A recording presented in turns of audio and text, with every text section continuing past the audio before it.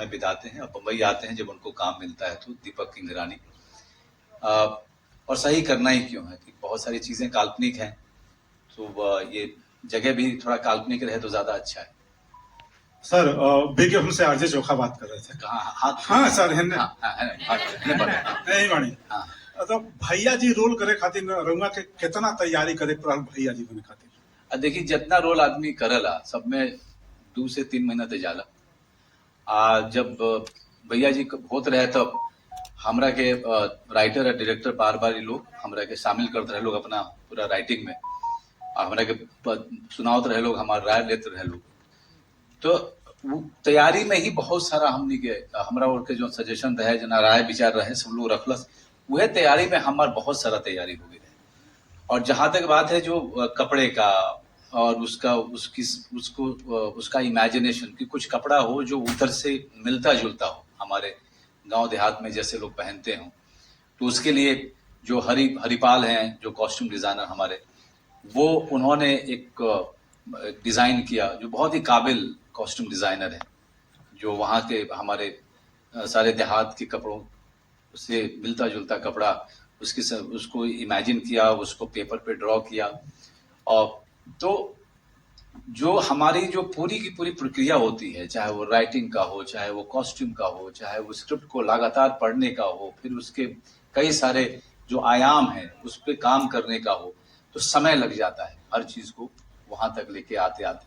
Action हमने larger than life रखा है, लेकिन सारे सीन्स बहुत ही रियलिस्टिक तरीके से हमने रखने की कोशिश की है। एक्शन में भी कोशिश किया है कि कैरेक्टर को ना छोड़ा जाए, नहीं तो एक्शन हमेशा आइटम लगना शुरू हो जाता है। तो कोशिश ये की है कि एक्शन के समय में भी भैया जी ही लगे, वो बहुत बड़ी कोशिश है। हेलो, आप बताइए। बादशाह की गली में आके उसका पता नहीं पूछते, गुलामों के झुके हुए सर खुद ब खुद उनका पता बताए थे। नमस्कार मनोज वाजपेयी जी। पता तो बताइए। रजनीश न्यूज 18 से नमस्कार।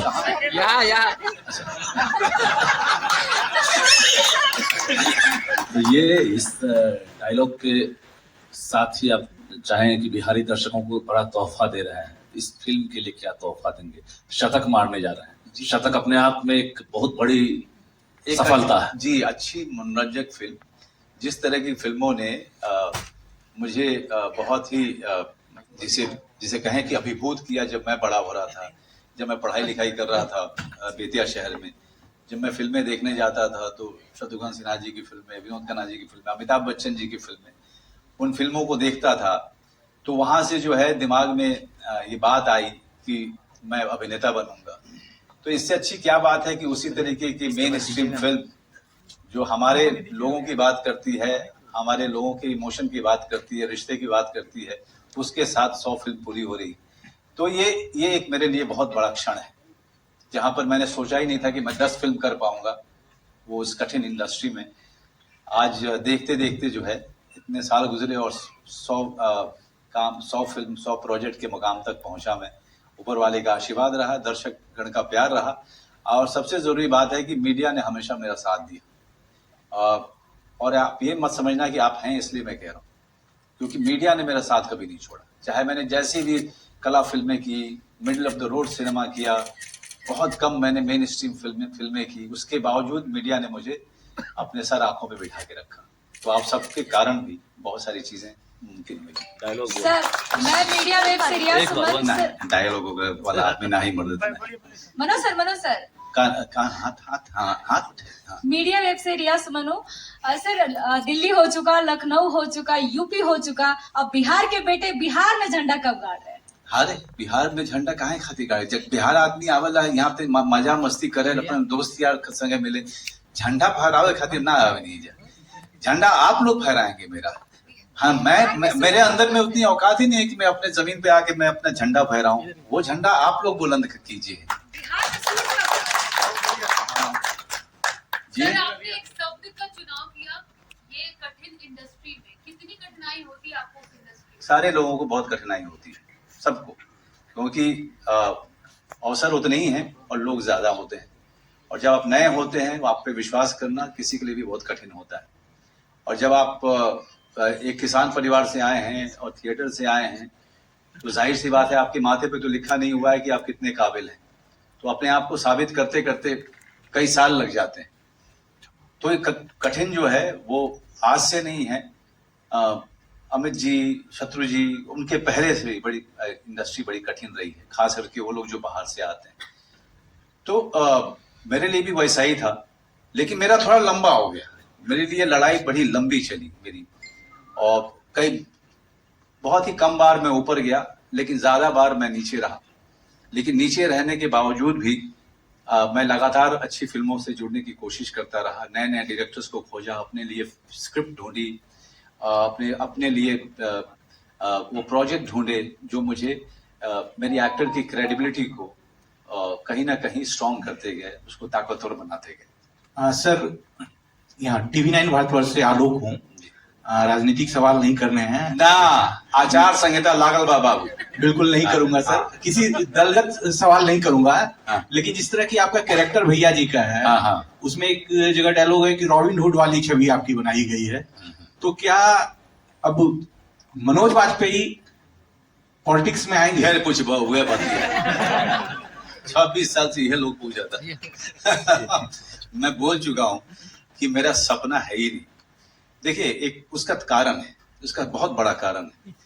अभी अभी मैंने अपने माता पिता की बात की आपने, मुझे ये मौका ही नहीं लगा कि मैं उनके साथ समय बिता पाऊं। मैं छोटा था तो मैं हॉस्टल में था, उसके बाद दिल्ली चला गया, वो गांव में थे। जब वो दिल्ली आए मेरे भाई बहन के पास, तब मैं मुंबई चला गया, तो कभी रहा नहीं उनके साथ में। तो जिस आदमी ने अपने सपने के लिए अपने माता पिता के साथ का त्याग किया हो, वो सब कुछ बना बनाया छोड़ के किसी ऐसे रास्ते पे क्यों जाएगा जो जिसके बारे में वो जानता नहीं है।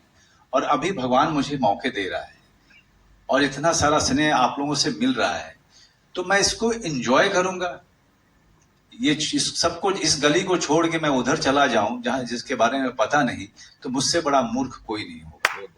इसमें एक्शन भरपूर दिखा है मनोज भैया, पर रोमांस कितना है? अरे तो हाथ उठाई इधर रविकांत। हाँ जी, इसमें पूरा एक्शन दिखा है एकदम। रोमांस उमांस भी कुछ है? आप जिस उम्र के हैं उसमें रोमांस जो की बात पूछना वाजिब है। देखिए, भैया जी जो हैं वो अपने पिता को उन्होंने वादा किया था कि जब तक अपनी जिम्मेदारी नहीं निभाएंगे तब तक वो जो है अपने स्वार्थ के बारे में नहीं सोचेंगे। जब फिल्म शुरू होती है तो भैया जी की शादी की तैयारी चल रही है, बेचारे मतलब शादी की उम्र भी निकल गई है, अब बेचारे को शादी करने का मौका लग रहा है, क्योंकि वह कहीं ना कहीं जिम्मेदारी पूरी हो रही है। सर, इधर एक सवाल है। गाना भी है, तो इसमें शादी हुआ या गाना भी है। सर, इधर मनोज जी एक सवाल है। इनका तो हो जाने, इनका हो जाने तो सर प्लीज। हाँ, तो शुरू में जो है बड़े संगीत वगैरह के साथ में उनके पूरे शादी की धूमधाम, और जिस लड़की से हो रही है वो भी कई साल से उनका इंतजार कर रही थी कि कभी ये जिम्मेदारी से अपने मुक्त हो, जब शादी होगी अपना जीवन चलेगा, तो उतना रोमांस होगा, है ना? आप पूछिए। हाँ। बॉलीवुड में एक शब्द है नेपोटिज्म, जो कि बहुत डिबेटेबल है। क्या मनोज वाजपेयी ने अपने करियर में नेपोटिज्म कहीं फेस किया है, या आज भी यूपी बिहार के लड़के जाते हैं तो क्या उनके साथ ऐसा होता है? बहुत अच्छा, मैं जानता था कि कोई ना कोई तो पूछेगा। मतलब ये सवाल भी जो है घिस चुका है। पहली बात तो ये कि मैं आप लोगों से दरखास्त करूंगा, ये हिंदी फिल्म इंडस्ट्री है, हिंदी फिल्म इंडस्ट्री बुलाएंगे, बड़ा सम्मान आप हमें देंगे। और मैं हर जगह बोल रहा हूँ, हर जगह, ये बड़ा अपमानजनक शब्द है, लेकिन मैं जानता हूं कि आप जानबूझ के नहीं कर रहे हैं, क्योंकि ये चलन हो गया है, तो सब लोग उस तरह से बातें करते हैं। दूसरी बात, आपको ये समझना पड़ेगा कि जब आप पीछे मुड़ के देखेंगे मेरी फिल्मों को, तो मेरी फिल्में जो मैंने की हैं, चाहे वो अलीगढ़ हो, चाहे वो राजनीति हो, चाहे वो पिंजर हो, चाहे सत्या हो, चाहे शूल हो, कौन हो, ये सारी फिल्में जो परिवार के लोग हैं या हमारे उम्र के जो लोग थे, वो लोग नहीं छुएंगे कभी, क्योंकि ये जो फिल्में हैं आपको एक कलाकार के रूप में स्थापित करती हैं, एक स्टार के रूप में स्थापित नहीं करती। तो मैंने उन फिल्मों को चुना, तो वहां पर मुझे कंपटीशन वहां से नहीं था। अगर कंपटीशन था भी तो मेरे सरीखे कलाकारों से था। और उनके साथ कंपटीशन में मुझे बड़ा मजा आता था, क्योंकि वो बड़े कमाल के कलाकार, चाहे के मेनन हो, चाहे नवाज हो, चाहे इरफान हो, तो हम लोग एक दूसरे के साथ उठते बैठने वाले लोग, एक दूसरे से सीखने वाले लोग थे। तो ये बिल्कुल अलग राह थी जो मैंने ली थी। तो इसलिए मेरे रास्ते में वो जो कठिनाई की बात आप कर रहे हैं, वो मेरे रास्ते में नहीं आया, क्योंकि मेरा रास्ता अलग था। और उस रास्ते पे चलते चलते मैंने बहुत सारी फिल्में की, एक अभिनेता के तौर पे एक नाम कमाया, एक सम्मान कमाया उससे। लेकिन जहां तक आपकी बात जो आप पूछ रहे हैं, देखिए, एक बिजनेसमैन का बेटा ना अपने पुराने मैनेजर को भी अपने गले पे नहीं बैठने देगा। वो अपने जो बेटा बड़ा होगा तो उससे मैनेजमेंट करा करके उसको बना बनाया बिजनेस देता है। तो जब हम इंडस्ट्री कहते हैं, फिल्म इंडस्ट्री कहते हैं, तो जाहिर सी बात है कि अगर कोई प्रोडक्शन कंपनी है और उसका बच्चा अगर वो एक्टिंग में आना चाहता है तो वो उसको प्रेफर करता है, उसको वो ट्रेनिंग कराता है, इधर उधर जो है उसको बहुत सारे अनुभव करा करके वो उसको लॉन्च करता है। और मुझे इस बात से दिक्कत नहीं हुई। दूसरी बात, मैं इस बात को जानता था कि अगर मैंने अपने आप पे तैयारी नहीं की तो मुंबई शहर में मेरा कोई है नहीं। तो जो पहला अवसर मुझे मिले वो एक बड़ा अवसर साबित हो, इसके लिए मुझे अपने ऊपर काम करना पड़ेगा, अपनी ट्रेनिंग करनी पड़ेगी। इसलिए मैं गांव से मुंबई नहीं गया, मैं गांव से दिल्ली गया। वहां ग्रेजुएशन करते समय ही थिएटर किया, कई साल थिएटर किया, अपने आप को एक अभिनेता के तौर पे स्थापित किया रंगमंच में। तब मैं मुंबई गया। तो जितने सारे काम आप देखेंगे, कभी भी हर बार कोशिश ये रही कि ये वो अवसर मुझे अब अगले मुकाम तक लेके जाए या बड़ा अवसर साबित हो।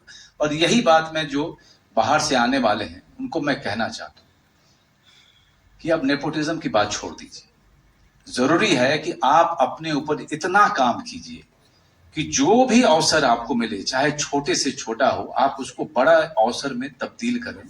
वो काम जब सीख लेंगे, काबिल होकर के मुंबई जाएंगे तो आपको दिक्कत नहीं आएगी। मनोज सर, मेरा नाम प्रीतम हुआ, बोलो जिंदगी से हूँ। सर, हमारा प्रश्न ये था कि मैं रिक्वेस्ट करूंगी कि ये हमारा आखिरी सवाल है जी। तो आप प्लीज अपना प्रश्न पूछिए। मैं कर लूं? बिल्कुल बिल्कुल सर, तो जब भी कोई ऐसी मूवी आती है जिसमें थोड़ा थ्रिलर होता है, एक्शन, गैंगस्टर दिखाया जाता है, तो ये भी कहा जाता है कि वो जो मूवी है वहां के उस मिट्टी के इतिहास से जुड़ी है। वर्तमान के दौर में ऐसे मूवी आने पर उस मिट्टी को, उस प्रदेश को एक फर्क पड़ता है, उनकी छवि पे वर्तमान में फर्क पड़ता है। क्या आप ऐसा मानते हैं?